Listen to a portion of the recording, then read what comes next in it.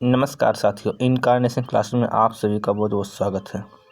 आज की क्लास में हम चर्चा करने वाले हैं यूपी डीएलएड सेकंड सेमेस्टर का जो इंग्लिश का पूरा सिलेबस है उसको हम अच्छे से आज हम कवर करेंगे। ठीक, तो आज के इस एक ही वीडियो से हम कोशिश करेंगे पूरा आपका जो है रिवीजन करवा सके। ठीक है, चलिए, और वही हम क्वेश्चन जो है इसमें इंक्लूड किए हैं जो महत्वपूर्ण क्वेश्चन है और परीक्षा में जो आने की संभावना है, जिसकी प्रबल संभावना है। ठीक है, चलिए, सबसे पहले हम जो है बात करते हैं पेडागॉजी का जो सेक्शन है। सबसे पहले आता है आपका मेथड। क्या आता है? मेथड, यानी कि सबसे आपका जो महत्वपूर्ण मेथड है वह आपका डॉक्टर वेस्ट का न्यू मेथड है। ठीक, अब देखिए इसमें ये पूछता कि डॉक्टर वेस्ट का जो न्यू मेथड है वह किसके द्वारा डेवलप किया गया था। तो किसके द्वारा डेवलप किया गया था? यह डेवलप किया गया था डॉक्टर मिचेल फिलिप्स के द्वारा, या आप कह सकते हैं एमपी वेस्ट के द्वारा यह मेथड जो है डेवलप किया गया था। अब इसका मेन उद्देश्य का ये आपका उद्देश्य आपका पूछ सकता है, तो उद्देश्य इसका ये है कि it's focus on silent reading. यह जो है फोकस करता है सबसे ज़्यादा जो है मौन रूप से रीडिंग करने में, यानी पढ़ने में। ठीक, पहला पॉइंट तो है आपका बन गया। दूसरा पॉइंट आपका बनता है it develops a good foundation for writing and speaking. यह जो है बेस तैयार करता है किसके लिए? राइटिंग और स्पीकिंग के लिए। ठीक, it enhance to vocabulary of the student. यह क्या करता है? यह आगे बढ़ाता है वोकेबुलरी ऑफ द स्टूडेंट, यानी बच्चों के वोकेबुलरी क्या करता है? आगे बढ़ाता है। ठीक, यह तो हो गए कुछ 3-4 पॉइंट जो इसके एडवांटेज हैं, या आप एम कह सकते हैं, दोनों में से आप कुछ भी कह सकते हैं। और कई बार आप इसका डिसएडवांटेज भी पूछ लेता है, तो डिसएडवांटेज क्या होगा इसका? इसका डिसएडवांटेज होगा pronunciation of the student can not be improve, यानी कि इससे जो होता है बच्चों का प्रोनाउंसिएशन जो इंग्लिश का होता है वह इम्प्रूव नहीं होता है। ठीक, क्या होता है? इम्प्रूव नहीं हो पाता है। ठीक, इसके बाद दूसरी बात यह है कि hard to understand and boring. यह क्या होता है? यह हार्ड होता है और यह बोरिंग होता है समझने में। ठीक, इसके बाद तीसरा पॉइंट है दिस मैथड इज इग्नोर। यह मैथड इग्नोर करता है किसको? Speaking, writing and listening. यह इन तीनों को जो है इग्नोर करता है, तथा वह किस पर जो फोकस करता है? वह रीडिंग पर फोकस करता है। किस पर? रीडिंग पर। चलिए, इतनी बातें आप लोग ध्यान रखिएगा। अब आ जाते हैं हम दूसरे मेथड में। किस पे जाते हैं? दूसरे मेथड पे। चलिए, आपका दूसरा मेथड है बाइलिंगुअल मेथड। बाइलिंगुअल का मतलब होता है जैसे जिसमें दो भाषाओं का प्रयोग किया जाता है, जिसमें एक आपका टारगेट लैंग्वेज होगा और एक माध्यम लैंग्वेज होगा। ठीक, चलिए, कहा जाएगा कि बाइलिंगुअल मेथड कौन डेवलप किया था? यह प्रोफेसर सीजे डॉडसन के द्वारा। किसके द्वारा? प्रोफेसर सीजे डॉडसन के द्वारा यह डेवलप किया गया था। हालांकि हमने यहाँ पर प्रोफेसर नहीं लिखा, लेकिन आप लोग लिख दीजिएगा प्रोफेसर सीजे डॉडसन के द्वारा। इसके बाद इनका एम है this is the most common method way of teaching English, यानी कि यह एक कॉमन मेथड, एक सामान्य जो है तरीका है किसी भी इंग्लिश को पढ़ाने में।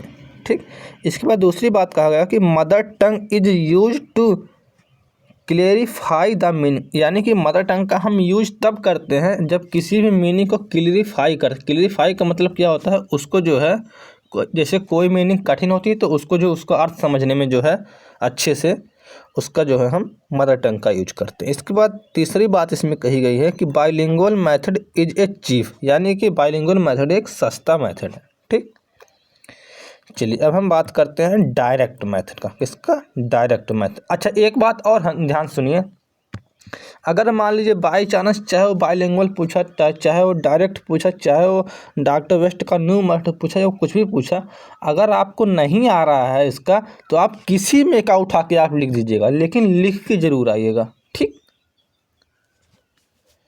चलिए, अब हम आ जाते हैं डायरेक्ट मेथड पर। डायरेक्ट मेथड कहता है कि यह डेवलप किया गया था मैक्सिमिलियन ब्रिटिश के द्वारा।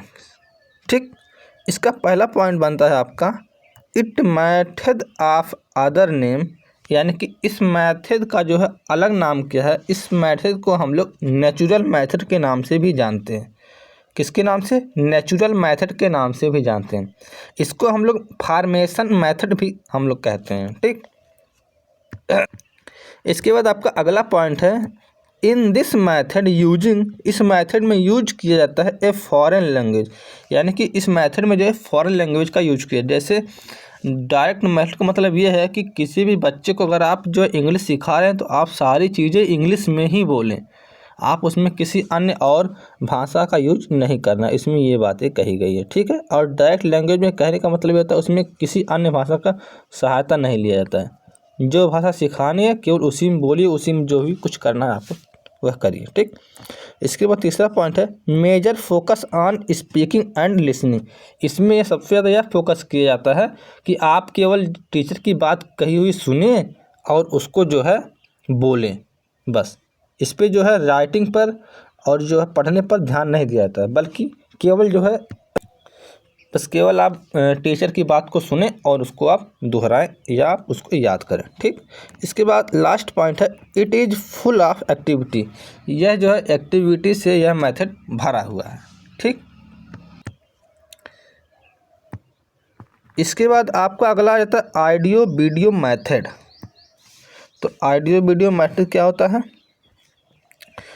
श्रव्य दृश्य मेथड हो जाएगा, इसका हिंदी हो जाएगा।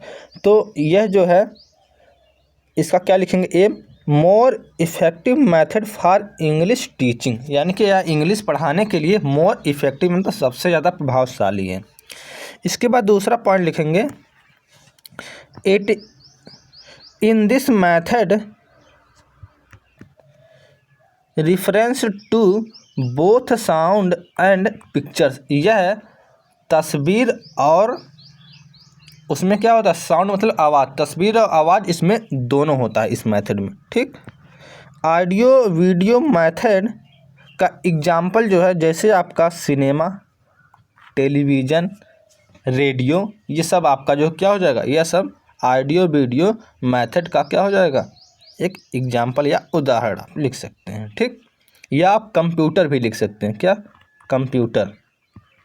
और जो हमने रेडियो बोला वह आप केवल ऑडियो मेथड में आप लिख सकते हैं। ठीक, इसके बाद आपका लास्ट है लैंग्वेज गेम। लैंग्वेज गेम क्या होता है कि game which is play to learn English in a popular proper way is called language game, यानी कि ऐसा गेम जिसमें जो है बच्चे खेल खेल में सीख जाते हैं वह आपका जो है लैंग्वेज गेम कहलाता है। ठीक, अब इसमें क्या किया जाता है कि it is very easy to learn English. अब इसमें क्या होता है कि इंग्लिश सीखने में बच्चों को आसानी होती है। कैसे आसानी होती है? It is build up vocabulary of student, और यह बच्चों का जो है वोकेबुलरी मजबूत करती है। अब इसको आप हिंदी में बात समझ लीजिए। देखिए, लैंग्वेज गेम का मतलब ये होता है कि जैसे बच्चा कोई नहीं गेम खिलवाते हैं कि चलो आप जिस अक्षर से जो है बोलोगे उस अक्षर से अगला बच्चा जो है उसके लास्ट वाले अक्षर से बोलेगा। तो इससे क्या होगा कि सभी लोगों का मीनिंग भी तैयार होगा और सभी बच्चे जो उसमें मन लगा के खेलते भी हैं। ठीक, चलिए आगे बढ़े।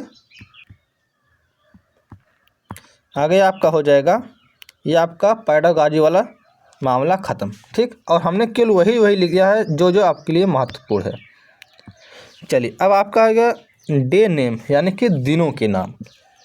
तो आपका पहला हो जाएगा मंडे। अच्छा, हम इसलिए यानी वीक का नाम लिए हैं कि जिससे बहुत लोग संडे से स्टार्ट करते हैं, तो संडे से नहीं स्टार्ट करना है। ठीक, आप कैसे स्टार्ट करना है? मंडे से स्टार्ट करना है। Monday, Tuesday, Wednesday, Thursday, Friday, Saturday, Sunday. ठीक, मंडे मतलब सोमवार, मंगलवार, बुधवार, बृहस्पतिवार, शुक्रवार, शनिवार, रविवार। आपको तो ये पता ही होगा। ठीक है, इसको बताने की ज़रूरत नहीं है। ठीक, चलिए अब हम बात करते हैं प्रोज। प्रोज का एम क्या होगा?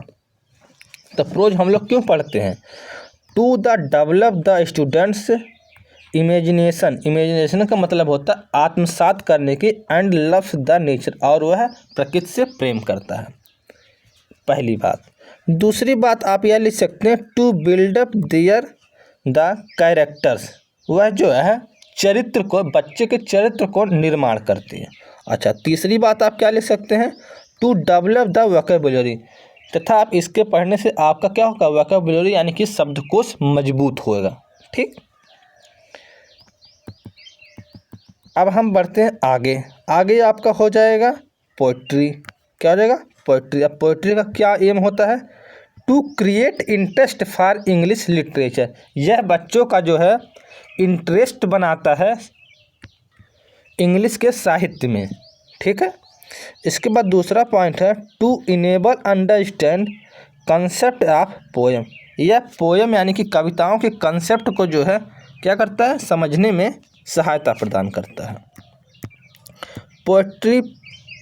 Poetry plays attention to rhyme, यानी कि पोएट्री जो होता है वह राइमिंग, जो उसके जो वर्ड होते हैं, जैसे आपका अगर कोई आप वर्ड लिखें लास्ट में डक, तो उसके लास्ट का वर्ड होगा बक, या कुछ भी ऐसा का मतलब लय पूर्वक होगा, इसे कहते हैं राइमिंग वर्ड। ठीक, तो वह क्या करता है, बच्चों को ध्यान जो है केंद्रित करता है पढ़ने के लिए।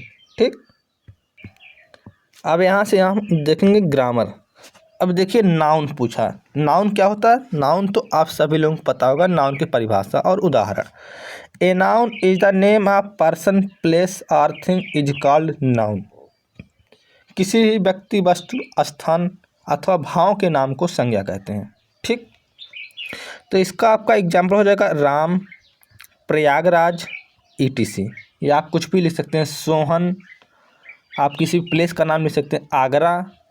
ठीक, कुछ भी आप लिख सकते हैं, वो आपका नाउन हो जाएगा। ठीक, अब पूछा नाउन, काइंड्स ऑफ नाउन। अब नाउन के कितने प्रकार होते हैं, तो नाउन के आपके 5 प्रकार होते हैं। कितने प्रकार होते हैं, 5 प्रकार होते हैं। पहला आपका हो जाएगा प्रॉपर नाउन, फिर दूसरा हो जाएगा कॉमन नाउन, तीसरा हो जाएगा कलेक्टिव नाउन, चौथा हो जाएगा मटेरियल नाउन, और पांचवा आपका हो जाएगा एब्स्ट्रैक्ट नाउन। ठीक, तो अब देखिए प्रॉपर नाउन में कौन कौन से आ जाएंगे, आपका आगरा आ जाएगा, इंडिया आ जाएगा, मई आ जाएगा, जून आ जाएगा, दिनों के नाम आ जाएगा, ये सब आपका प्रॉपर नाउन आ जाएगा। और कॉमन नाउन की बात किया जाएगा कि इसमें जिसमें पुरुष और स्त्री जात का पता ही ना लगे, उसमें जो है इसे हम लोग कॉमन नाउन का मतलब हम लोग कहते हैं जैसे जातिवाचक संज्ञा, जैसे किसी भी विशेष वस्तु के, किसी विशेष व्यक्ति, वस्तु अथवा स्थान के जात का बोध कराता है। जैसे बॉय, बॉय क्या है, बॉय एक लड़के प्रजाति की बात कर रहा है। यहाँ पे गर्ल, गर्ल एक लड़की प्रजाति की बात कर रहा है।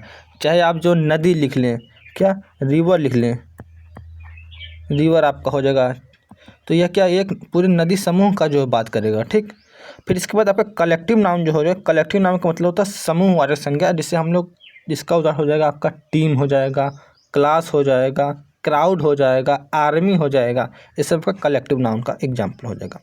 मटेरियल नाउन में अगर हम जाएँ तो इसका एग्जाम्पल आपका हो जाएगा गोल्ड हो जाएगा, सिल्वर हो जाएगा, वुड हो जाएगा, जितने भी धातुएं हैं, लकड़ी हैं, पदार्थ हैं, ये सभी आपके मटेरियल नाउन के अंतर्गत आता है। एब्स्ट्रैक्ट नाउन क्या होता है, जैसे इसका उदाहरण हो जाएगा ऑनेस्टी, मर्सी, ये सब आपका जो है एब्स्ट्रैक्ट नाउन का उदाहरण है। हालांकि इन सब का जो हम परिभाषा नहीं लिखे हैं यहाँ पे, जो मुझे लगा महत्वपूर्ण है, जैसे एब्स्ट्रैक्ट नाउन, इसका पूछा भी है, तो इसका हमने जो है लिख दिया है। ठीक है, बाकी और का जो है जो बहुत ज़्यादा महत्वपूर्ण नहीं है। ठीक है, वैसे जो है किसी भी का पूछ सकता है। ठीक है, तो क्या हो जाएगा एब्स्ट्रैक्ट नाउन की परिभाषा,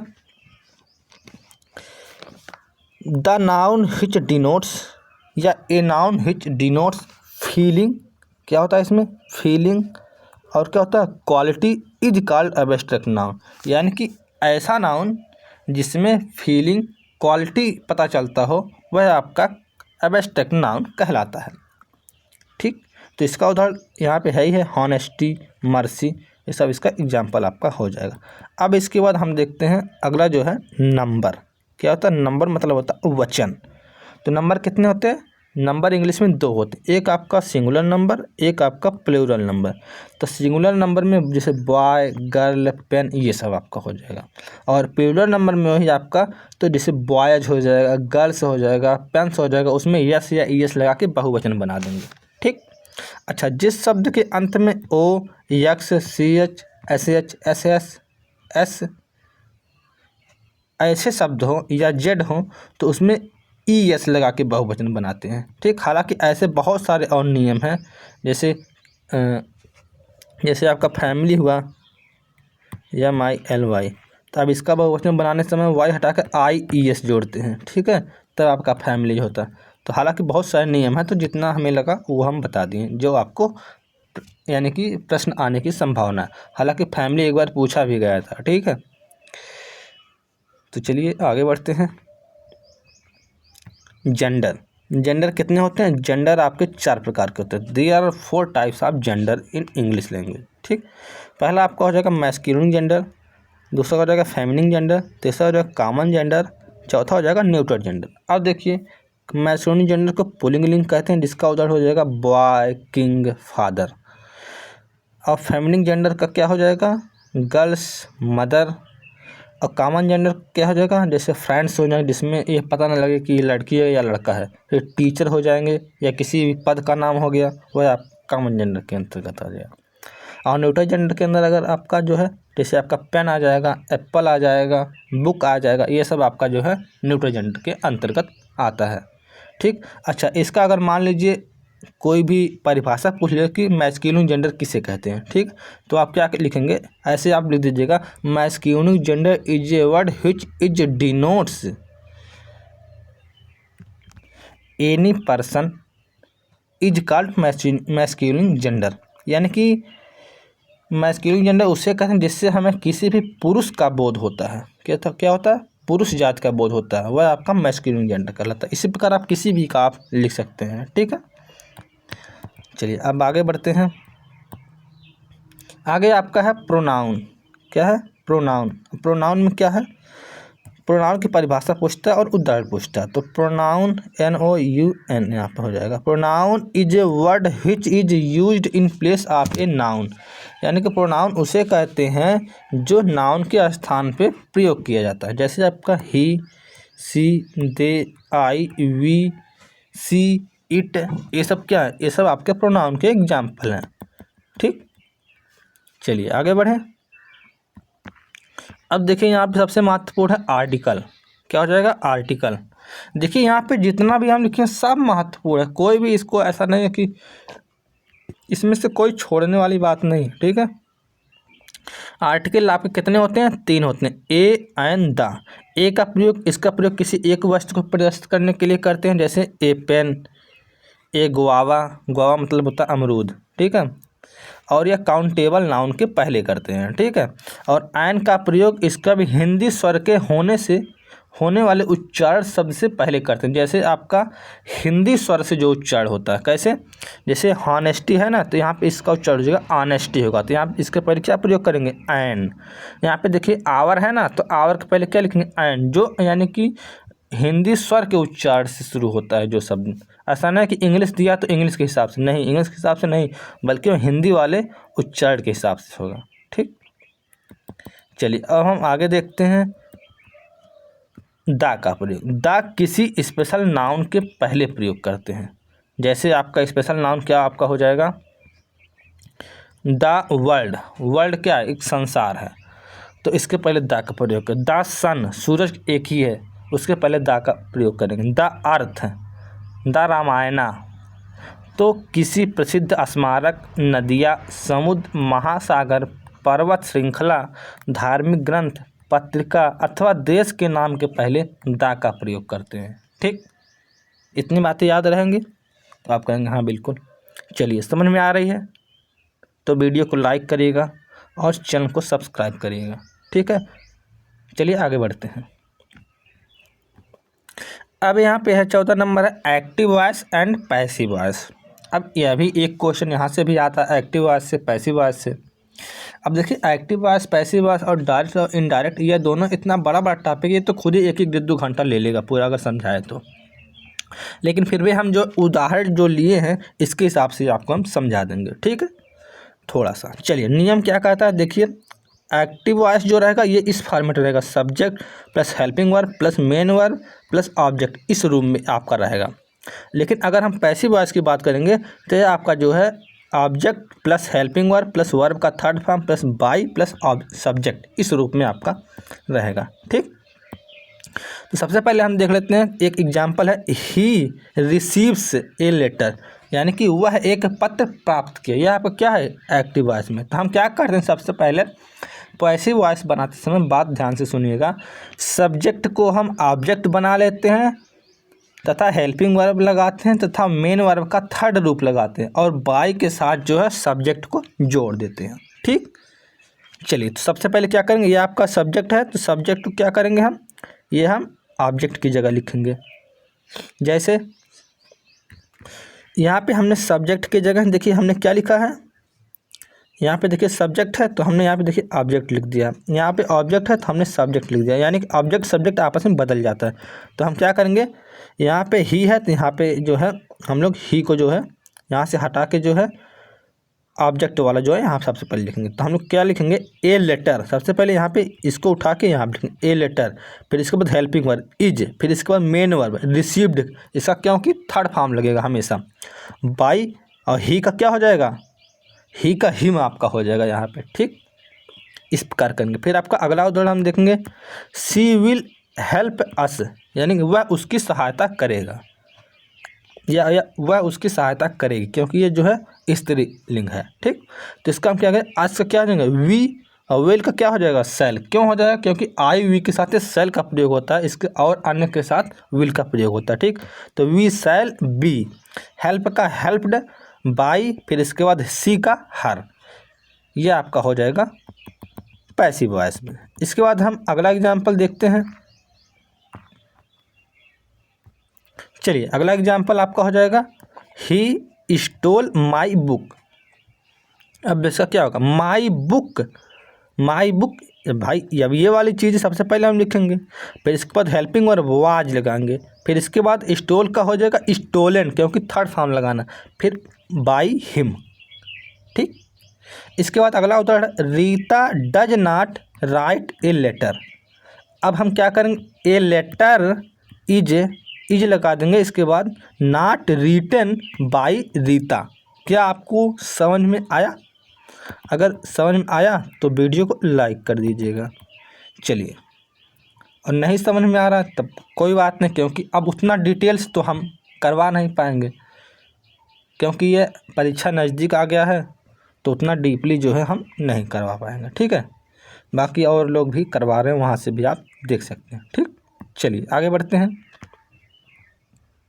वर्ब, अब देखिए वर्ब की परिभाषा आपका कभी कभी पूछता है, तो a verb is word that show action are a state, यानी कि वर्ब एक ऐसा शब्द है जो किसी भी एक्शन अथवा किसी भी स्थिति को बताता है। ठीक, यह आपका दो प्रकार का होता है, एक आपका मेन वर्ब होता है, एक आपका हेल्पिंग वर्ब होता है। मेन वर्ब में क्या हो जाएगा, जैसे रेन आ जाएगा, रन हो जाएगा, वीप हो जाएगा, और हेल्पिंग वर्ब में क्या आपका आ जाएगा, is, am, are, was, were, ये सब आपके हेल्पिंग वर्ब में आता है।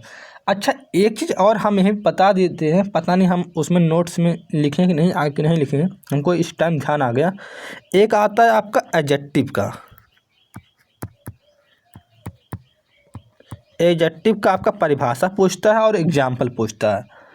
तो एडजेक्टिव का परिभाषा आप सुन लीजिए, हम लिख नहीं पाए संजोग से।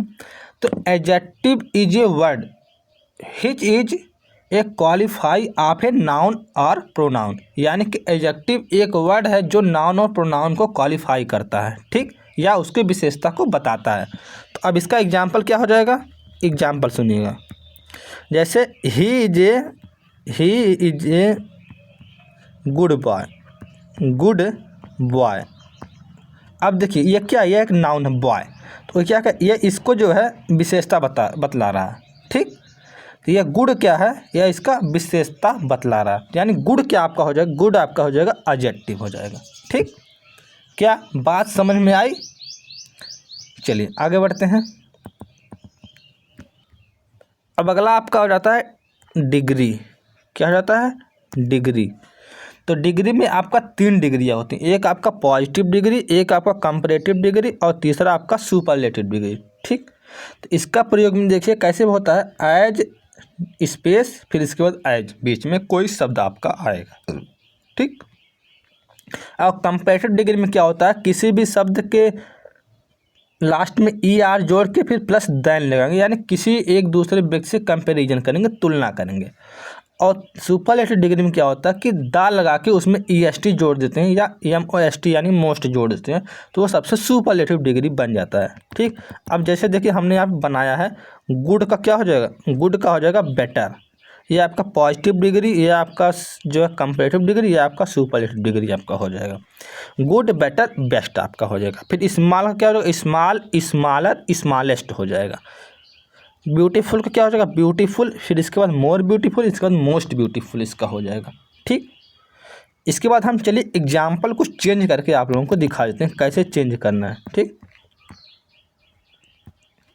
देखिए पहला एग्जाम्पल है, Modi is the most popular minister in India, यानी कि मोदी जी एक प्रसिद्ध नेता हैं भारत में, यानी कि सबसे प्रसिद्ध नेता है। ठीक, तो इसका हो जाएगा पॉजिटिव डिग्री में, no other minister in India is as popular as Modi, यानी कि मोदी जितना कोई पॉपुलर नहीं है भारत में नेता। ठीक, इसका कहने का मतलब ये है। इसके बाद यह जो है, जो कंपैरेटिव डिग्री में जो बदला है, Modi is more popular than any other minister in India, यानी कि मोदी जी अन्य लोगों से, यानी कि तुलना किया अन्य लोगों से पॉपुलर नेता है, यानी कि प्रसिद्ध नेता है। ठीक, इस प्रकार जो है चेंज करते हैं। इसके बाद जो इसमें जो क्या होता है कि फिल इन द ब्लैंक्स आता है, जैसे mount Everest is the peak of the Himalayas. अब इसमें क्या भरा जाएगा, तो जिसके पहले द लग जाता है तो आप क्या होता है, सुपरलेटिव डिग्री लगता है, तो हाईएस्ट यहाँ पर हो जाएगा। क्यों, क्योंकि हमने अभी रूल ही पढ़ा है। देखिए पीछे यहाँ पे देखिए,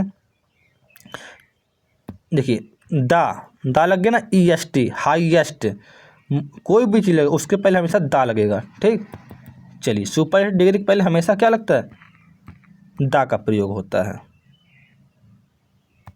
इसके बाद आपका आता है सेंटेंस। सेंटेंस का क्या मतलब होता है, वाक्य। तो वाक्य किसे कहते हैं, a group of word which is gives in a complete sense is called sentence, यानी कि शब्दों का एक ऐसा समूह जिससे एक सेंस, यानी कि जिससे सार्थक किसी का कोई अर्थ निकलता हो, वह आपका क्या कहलाता है, वह आपका वाक्य कहलाता है या सेंटेंस कहलाता है। क्या आप परिभाषा लिख पाएंगे, जैसे आपका एग्जाम्पल हो जाएगा, सी गोज टू स्कूल, वह स्कूल जाती है। ठीक, अब इसके पूछता कि इसके भेद कितने हैं, तो सेंटेंस के आपके जो है कई लोग 4 बताते हैं, कई लोग 5 बताते हैं, तो हम यहाँ पे जो है 6 लेकर चलेंगे। कितने भेद होते हैं इसके, 6 भेद होते हैं।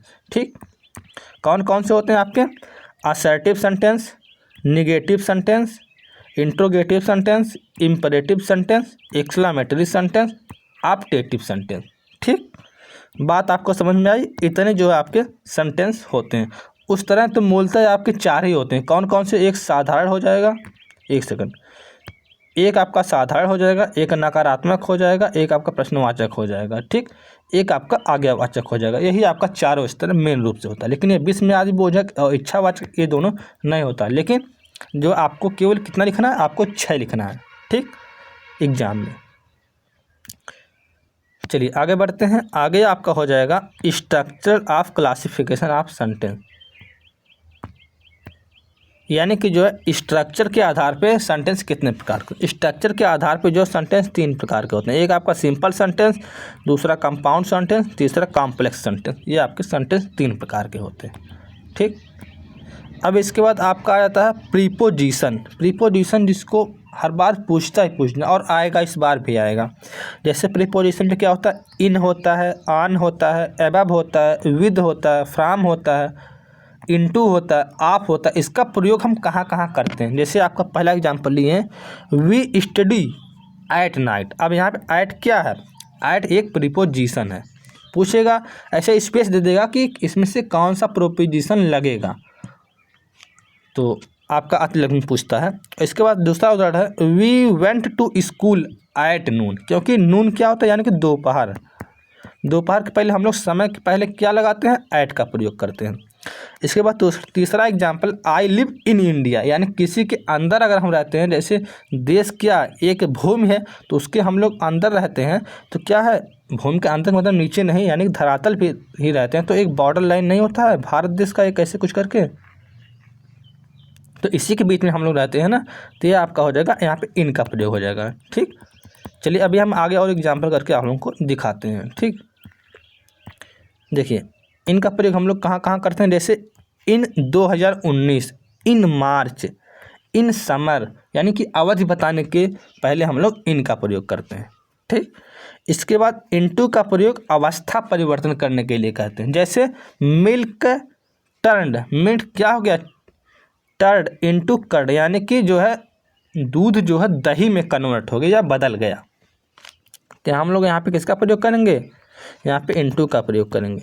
ठीक है, इसके बाद dog jumped into the river, यानी कि कुत्ता जो है नदी में कूद गया, तो वह क्या हो गया, उसकी अवस्था चेंज हुई। कैसे, पहले वह धरातल पे था, अब वह पानी में आ गया, तो उसका अवस्था चेंज हो गया ना, तो यह आपका हो जाएगा इनटू का प्रयोग। अच्छा, अब तीसरी बात और है यहाँ पे कि बीमारियों के पहले आप का प्रयोग होता है। ठीक, जैसे आफ, आफ आपका हो जाएगा, आफ डायबिटीज हो जाएगा, आफ कॉलरा हो जाएगा, आफ फीवर हो जाएगा, सॉरी फीवर के लिए हम फ्राम लगाते हैं। ठीक है, इसी प्रकार जो हम लोग आफ का प्रयोग करते हैं। और कोई भी बीमारी हो गया तो उसके पहले आप का प्रयोग करते हैं।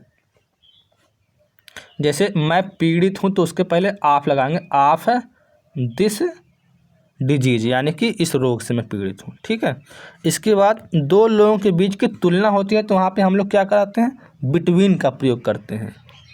जैसे किसी भी दो लोग हों तो उनके बीच हम लोग बिटवीन का प्रयोग करते हैं। ठीक है, वो आपका जो जब आएगा ऐसे वाक्य आएगा तो फिलिंग द ब्लैंक्स के लिए वो आता है, तो आप उसमें जो प्रीपोजिशन भरने के लिए आता है तो उसमें आप समझ जाएंगे हाँ इसमें कौन सा जो है प्रीपोजिशन प्रयोग होगा। ठीक है, उस जो है वाक्य के आधार पर वह प्रयोग होता है। ठीक, अब आगे आपका है ट्रांसफॉर्मेशन ऑफ सेंटेंस। अब सेंटेंस का क्या हो जाएगा, यहाँ पे ट्रांसफॉर्मेशन आप होगा, यहाँ पे चेंजिंग होगा। ठीक, जैसे पहला वाक्य देखिए दिया गया है, ही सा एन एलिफेंट, वह एक हाथी देखा। यह क्या है, यह किस में चेंज करना है, इंट्रोगेटिव में चेंज करना है। तो क्या हो जाएगा, did he see an elephant, तो इसका हो जाएगा क्या वह एक हाथी देखा, तो इसका यह आपका उत्तर हो जाएगा। इसके बाद दूसरा है आपका सीमा रीड्स द रामायणा, तो सीमा ने रामायण को क्या किया, रामायण पढ़ती है, तब इसका निगेटिव क्या हो जाएगा, Seema does not read the Ramayan, Seema Ramayan नहीं पढ़ती है। ठीक, इसके बाद आपका हो जाएगा तीसरा example, Neha has read a book, यानी कि नेहा जो है एक बुक पढ़ती है। यह आपका सिंपल सेंटेंस में कन्वर्ट करना, तो क्या हो जाएगा कि नेहा रीड्स ए बुक, यानी कि नेहा एक बुक पढ़ती है। ठीक, आगे बढ़ें, चलिए आगे बढ़ते हैं। आगे आपका हो जाएगा कंप्लीट द स्पेलिंग, क्या हो जाएगा, complete the spelling of the following words, यानी जो दिए गए वर्ड का वह कंप्लीट आप मीनिंग करिए।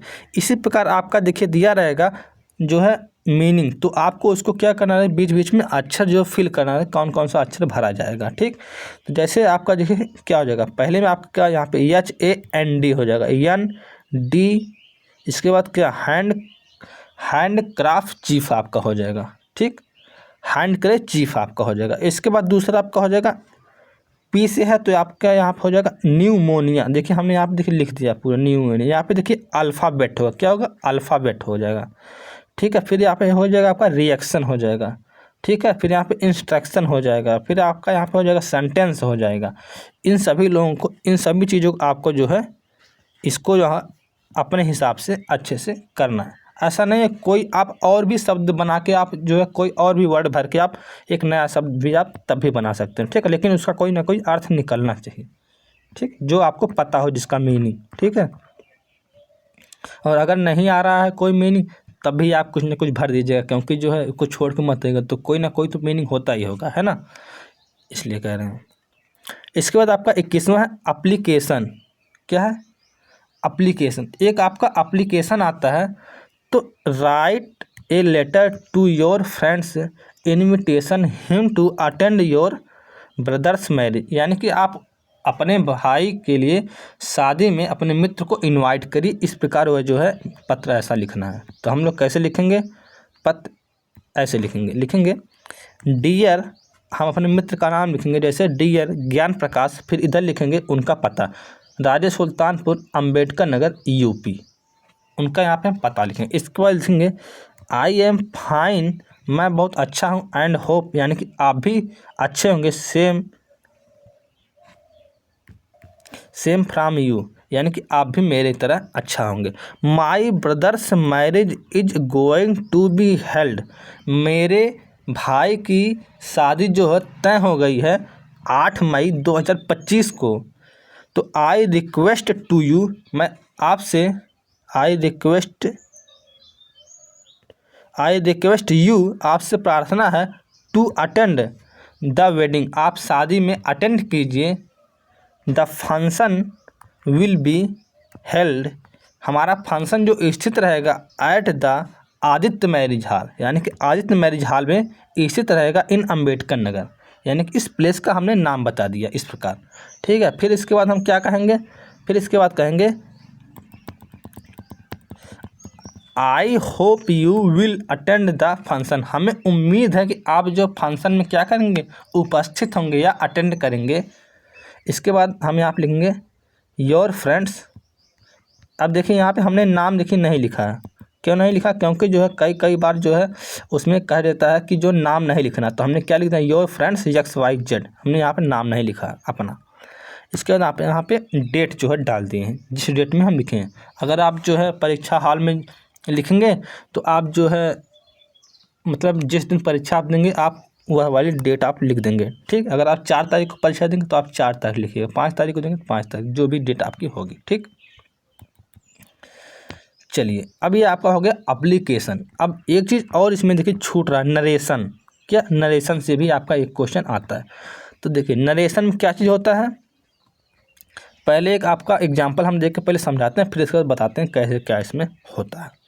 ही said I am going to Mumbai, अब इसको हमें चेंज करना इनडायरेक्ट में, तो कैसे चेंज होगा, he said that he was going to Mumbai, ये आपका इनडायरेक्ट में चेंज हो गया। तो कैसे क्या होता है कि he said I am going to Mumbai, यह एक वाक्य रहेगा, इसमें जो पहला जो होता है वाक्य, यहाँ पे जो पहला जो मतलब होता है इन्वर्टेड कामा के बाहर जो वाला, उसे हम लोग कहते हैं रिपोर्टिंग वर्ब कहते हैं, और इन्वर्टेड कामा के जो अंदर रहता है इसे हम लोग कहते हैं रिपोर्टेड स्पीच कहते हैं। क्या इतनी बात समझ में आ गई। अच्छा, हम लोग जो है बदलते समय सबसे पहले क्या करते हैं कि जो इन्वर्टेड कामा उसको हटाते समय कंजक्शन दैट का प्रयोग करते हैं। सबसे पहले क्या करेंगे, जैसे देखिए हरी सेड टू मी, एग्जाम्पल है ना, हरी सेड टू मी, तो हम लोग क्या करेंगे, यहाँ पे देखिए सेड टू है, सेड टू मी है, तो यहाँ पे क्या हो जाएगा, सेड टू है तो टोल्ड हो जाएगा। अगर केवल सेड रहता तो सेड ही लिखते। ठीक, इतनी बात ध्यान दीजिएगा, अगर सेड केवल रहेगा तो हम उसका सेड ही लिखेंगे, और सेड टू आ गया तो हम लोग टोल्ड में परिवर्तन करेंगे। क्या समझ में आया। तो क्या सेड टू का टोल्ड में परिवर्तन, हरी सेड टू मी तो हरी टोल्ड मी। कंजक्शन यहाँ पे दैट का प्रयोग करेंगे, जब यहाँ पे हम कामा हटाएंगे इन्वर्टेड कामा ये, तो हम लोग क्या करेंगे, दैट कंडीशन प्रयोग करेंगे। इसके बाद यू का क्या करेंगे, यू सेकंड पर्सन है तो हम लोग फर्स्ट पर्सन पे जाएंगे, इसके बाद हो जाएगा आई के साथ हम लोग किसका प्रयोग करते हैं, आई एम का प्रयोग करते हैं, हेल्पिंग वर्ब। ठीक, इसके बाद a good boy, I am a good boy, यह आपका हो जाएगा इनडायरेक्ट। क्या बात समझ में आई। इसके बाद चलिए हम अगला एग्जाम्पल ले लेते हैं। अगला एग्जाम्पल में आपका हो जाएगा my father says to me, मेरे पिता मुझसे कहते हैं कि you are a good player, तो इसका क्या इनडायरेक्ट में होगा, माई फादर। अब यहाँ पे देखिए सेज टू है ना, तो यहाँ पर हो जाएगा टेल्स मी। इसके बाद conjunction that, I am a good player, यह आपका हो जाएगा इसका जो है इनडायरेक्ट फॉर्मेशन। ठीक, और आगे एग्जाम्पल हम लिए हैं, यदि वाक्य प्रश्नवाचक हो तब क्या करते हैं, जैसे he said to Meena do you believe in ghost, तो अब इसका क्या हो जाएगा, जब प्रश्नवाचक आ जाएगा तो यहाँ पर हम लोग क्या करेंगे, आस्क्ड का प्रयोग करेंगे। क्या प्रयोग करेंगे, आस्क्ड का प्रयोग करते हैं। ही आस्क्ड मीना, यानी कि वह मीना से कहती है या वह मीना से कहता है, इफ़ है, इफ़ मतलब क्या होता है, यदि, तो हम लोग कंजक्शन यहाँ पे किसका प्रयोग करेंगे, इफ़ का प्रयोग करेंगे। किस वाक्य में, प्रश्नवाचक वाक्य में। सी बिलीव्स, अब यहाँ पे देखिए यहाँ पे हम लोग सी करेंगे, सी मीना के हिसाब से, किसके हिसाब से, सी मीना के हिसाब से, सी बिलीव इन होस्ट। ठीक, ये आपका इस प्रकार आपका हो जाएगा। इसके बाद हम अगला जो है आदेशात्मक वाक्य है।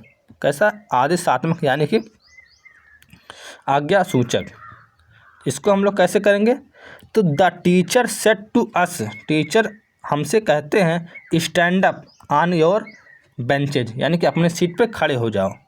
तो इसका हो जाएगा द टीचर ऑर्डर्ड, यानी कि टीचर क्या करते हैं? आदेश देते हैं अस, हमें, टू। अब यहाँ पे हम लोग कंजक्शन क्या लगाएंगे? टू लगाएंगे। आदेशात्मक वाक्य में हम लोग कंजक्शन क्या लगाएंगे? टू का प्रयोग करेंगे। To stand up on our benches. ठीक, यानी कि अपने सीट पर खड़े हो जाओ। अब यहाँ पे एक चीज़ और ध्यान देने वाली बात होती है। क्या ध्यान देने वाली बात होती है? देखिए, अगर डायरेक्ट जो है दिस में है तो आपका दैट में परिवर्तन हो जाएगा। टुडे है तो आपका जो दैट डे में परिवर्तन हो जाएगा इनडायरेक्ट बदलते समय। और यस्टरडे है तो द प्रीवियस डे में कन्वर्ट होता है, और टुमारो है द नेक्स्ट डे परिवर्तन आपका हो जाता है। ठीक, ये आप ध्यान दीजिएगा। ठीक, इसके बाद आपका एक और आपका छूट गया जो हम नहीं लिख पाए, वन वर्ड सब्स्टिट्यूशन। अब इसमें क्या पूछता है? जैसे पूछेगा द स्टडी ऑफ सेल, इसके बाद डैश लगा दे। इससे मतलब कहते क्या हैं? तो हम क्या कहते हैं? उसे कहते हैं साइटोलॉजी। ठीक, या एक और उदाहरण हम बता दे रहे हैं, the study of rocks and soil, यानी कि मृदा अथवा चट्टान के अध्ययन को क्या कहते हैं? तो आप क्या कहेंगे? जियोलॉजी कहते हैं। ठीक, इस प्रकार आप जो है 8-10 याद कर लीजिए जो आपको लगेगा महत्वपूर्ण। ठीक है, ये हम लिखना भूल गए हैं। ठीक है, तो बाकी हमने पूरा कोशिश किया कि पूरे अच्छे से कवर कर दें। जो हमने कवर कर पाया पूरा फास्ट रिवीजन मोड में। अगर आपको लग रहा होगा कि नहीं समझ में आया तो भाई आपको डिटेल पढ़ने के लिए जो है आपको जो है पहले से जो है आपको पढ़ना चाहिए था। ठीक है, लेकिन हम जो केवल बस उतना चीज़ लिख के आए जिससे आप पास हो जाएं, आपको यह पैटर्न पता हो हाँ किस प्रकार आपका क्वेश्चन आता है। अच्छा, जो हमने एक्टिव वॉइस पैसिव वॉइस का जो हमने एग्जांपल लिया या और भी चीज़ का जो हमने एग्जांपल लिया है, ज़रूरी नहीं है कि यही आपका पेपर में आएगा, लेकिन इसी से रिलेटेड आपका आएगा। मतलब केवल आपका शब्द बदल सकता है। ठीक है, तो आएगा यही सब। ठीक है, तो आई होप आपकी पढ़ाई बहुत ही अच्छी चल रही होगी। तो बस यह एक फास्ट रिवीजन मोड के लिए हम लेके आए जिससे आप अपने आप को जांच सकें कि हाँ हमारी लगभग कंप्लीट तैयारी हो चुकी है। ठीक है, तो चलिए मिलते हैं फिर आपसे एक नेक्स्ट वीडियो में, जो कि शायद या तो SST का रहेगा या मैथ का रहेगा। बाकी और हम सारे सब्जेक्ट का लगभग करवा चुके हैं मैराथन। ठीक है, तो थैंक यू। अगर वीडियो अच्छा लगा हो तो चैनल को सब्सक्राइब करिएगा और लाइक करिएगा और मित्रों के पास शेयर करिएगा। अच्छा हाँ, एक बात और, अगर आप लोग जो है इसका PDF जो है लेना चाहते हैं तो हमारे टेलीग्राम चैनल से जुड़ जाइए। टेलीग्राम चैनल का लिंक जो है नीचे दिए गए डिस्क्रिप्शन बॉक्स में उसका लिंक दे दिए। ठीक है, थैंक यू।